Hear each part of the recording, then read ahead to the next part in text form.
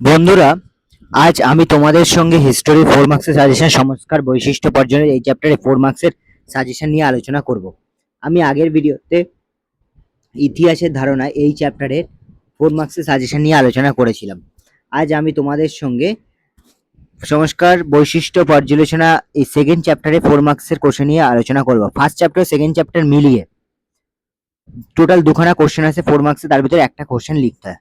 তো 2027 সালে কিন্তু এমনি 2023 থেকে 2025 সব কোশ্চেন পেপারেই কিন্তু এই চ্যাপ্টার থেকে একটা করে কোশ্চেন আছে। 2026-এও কোশ্চেন এসছে, 2027-এও একটা কোশ্চেন আসবে। তো কি কি কোশ্চেন আমি সেট করেছি, তো আমি যে কোশ্চেনগুলো দেখাচ্ছি সেই কোশ্চেনগুলো তোমরা অবশ্যই পড়ে যাবে এবং এখান থেকে কমন পাবে।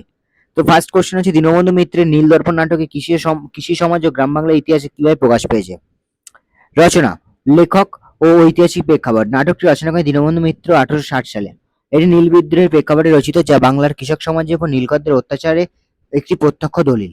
নীল চাষ ও কৃষক শোষণের বাস্তব চিত্র। ইংরেজ নীলকররা কৃষকদের জোর করে নীল চাষে বাধ্য করত, অগ্রিম টাকা দিয়ে ঋণের ফাঁদে ফেলত এবং শারীরিক ও মানসিক নির্যাতন চালাতে এই নির্মম শোষণের চিত্র নাটকে স্পষ্ট ফুটে উঠেছে। গ্রাম বাংলায় অর্থনৈতিক দুরবস্থা। নীল চাষের কারণে খাদ্যশস্য উৎপাদন কমে যায়, ফলে কৃষকদের আয় কমে ও দারিদ্র্য বৃদ্ধি পায়। গ্রামীণ অর্থনৈতিক সংকট নাটকে প্রতিফলিত হয়েছে। সামাজিক অবস্থা ও জীবনযাত্রা।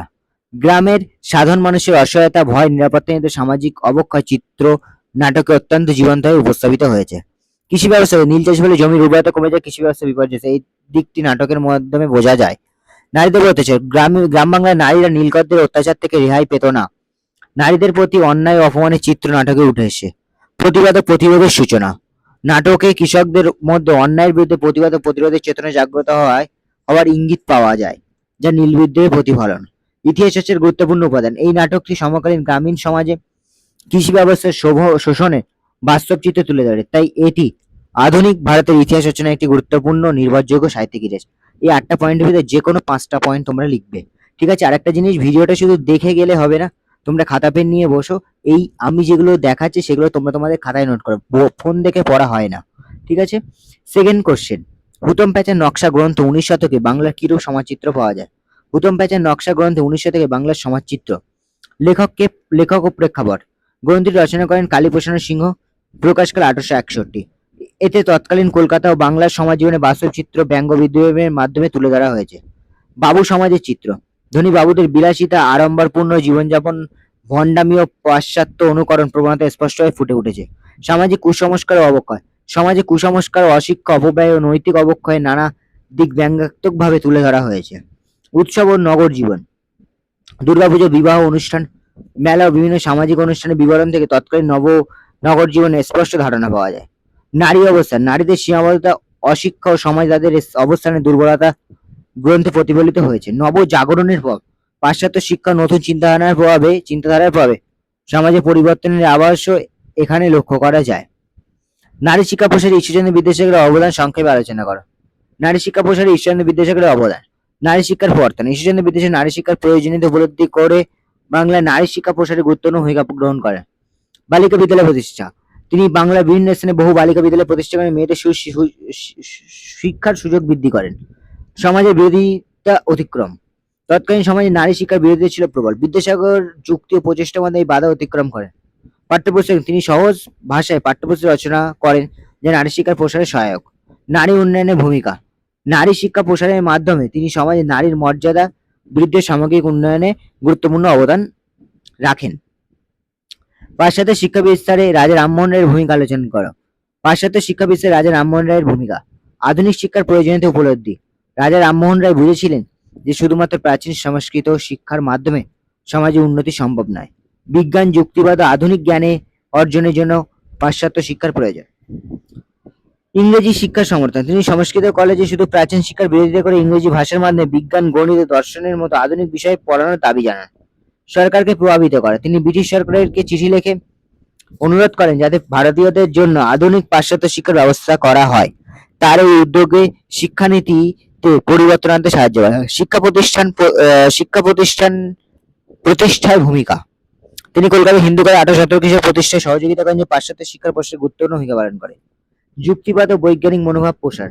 পাশ্চাত্য শিক্ষার মাধ্যমে তিনি সমাজে যুক্তিবাদ ও বিজ্ঞান মনস্কতা আধুনিক চিন্তার বিকাশ ঘটাতে চেয়েছিলেন। সমাজ সংস্কারের ভিত্তি গঠন। পাশ্চাত্য শিক্ষার প্রসারের ফলে সমাজে কুসংস্কার দূর হয় এবং সতীদাহ প্রথা বিলোপের মতো সংস্কার আন্দোলনের ভিত্তি মজবুত হয়। 5 নম্বর পয়েন্ট, এদেশের চিকিৎসা বিদ্যা চর্চার ক্ষেত্রে কলকাতা মেডিকেল কলেজ কিরূপ ভূমিকা ছিল? এদেশ চিকিৎসা বিদ্যা চর্চায় কলকাতা মেডিকেল কলেজের ভূমিকা। প্রতিষ্ঠা ও আধুনিক চিকিৎসা শিক্ষার সূচনা। কলকাতা মেডিকেল কলেজ প্রতিষ্ঠিত হয় 1835 সালে। এটি ভারতের প্রথম আধুনিক চিকিৎসা শিক্ষার প্রতিষ্ঠান, যেখানে পাশ্চাত্য চিকিৎসা পদ্ধতি শিক্ষা শুরু হয়। বৈজ্ঞানিক চিকিৎসা পদ্ধতি প্রসার। এই কলেজ অ্যানাটমি, সার্জারি, ফিজিওলজি, আধুনিক ও বৈজ্ঞানিক বিষয় পড়ানো হতো, যা চিকিৎসা ব্যবস্থাকে উন্নত করে। দক্ষ চিকিৎসক তৈরি কেন্দ্র। এখান থেকে প্রশিক্ষিত বহু ডাক্তার দেশ জুড়ে চিকিৎসা পরিষেবা প্রদান করেন এবং স্বাস্থ্য ব্যবস্থার উন্নয়নে গুরুত্বপূর্ণ ভূমিকা রাখেন। কুসংস্কার দূরীকরণ। শরীরচর্চা, ময়নাতদন্তের মাধ্যমে সমাজে প্রচলিত কুসংস্কার ভাঙতে সাহায্য করে এবং বৈজ্ঞানিক চিন্তার প্রসার ঘটায়। নারী চিকিৎসা শিক্ষার প্রসার। পরবর্তীকালে এই প্রতিষ্ঠানের মাধ্যমে নারী চিকিৎসা ও শিক্ষারও পথ খুলে যায়, যে সমাজে নারীদের অগ্রগতিতে সহায়ক হয়। জনস্বাস্থ্য উন্নয়ন। আধুনিক চিকিৎসা ক্ষেত্রে প্রসারের ফলে রোগ নিরাময়, জনস্বাস্থ্যের উন্নতি ঘটে। একটা জিনিস, এইগুলো তোমরা যদি পিডিএফ আকারে পেতে চাও বা ডক্সে পেতে চাও, তো আমাকে কমেন্ট বক্সে কমেন্ট করবে অথবা আমাকে পার্সোনালি মেসেজ করবে। ডেসক্রিপশনে নাম্বার দেওয়া থাকবে। শ্রীরামকৃষ্ণের সর্বধর্ম সমন্বয়ের আদর্শ ব্যাখ্যা করো। শ্রীরামকৃষ্ণের সর্বধর্ম সমন্বয়ের আদর্শের মূল বক্তব্য। শ্রীরামকৃষ্ণের মতে সব ধর্মই একই সত্যের দিকে নিয়ে যায়, ভিন্ন ভিন্ন পথে চলে লক্ষ্য এক, ঈশ্বর প্রাপ্তি। ভিন্ন ধর্মের অনুশীলন। তিনি নিজে হিন্দু, ইসলাম ও খ্রিস্টান ধর্মে সাধনা করে দেখিয়েছিলেন যে সব ধর্মের মূল শিক্ষা এক ও অভিন্ন।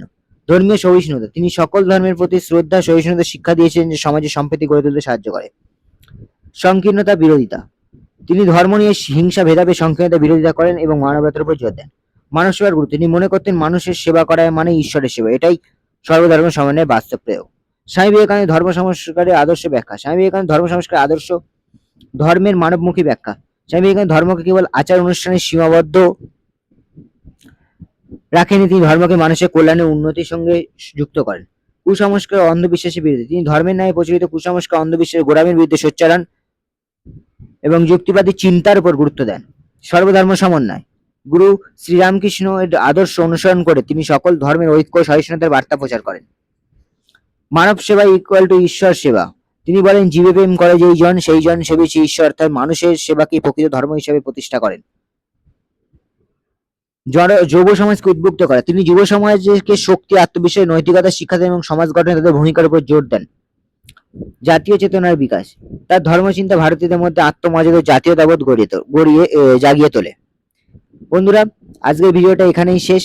যদি ভিডিওটা ভালো লেগে থাকে, যদি তোমরা উপকৃত হও, তাহলে অবশ্যই কমেন্ট বক্সে একটা থ্যাংক ইউ জানাবে, পজিটিভ থিঙ্কিং চ্যানেলের সাথে যুক্ত থাকবে এবং তোমার বন্ধুদের মাঝে শেয়ার করবে। যদি এটা পিডিএফ আকারে পেতে চাও, তাহলে অবশ্যই কমেন্ট বক্সে কমেন্ট করবে, ডেসক্রিপশনে আমার নাম্বারে মেসেজ করবে, হোয়াটসঅ্যাপে কলও করতে পারো, অসুবিধা নেই।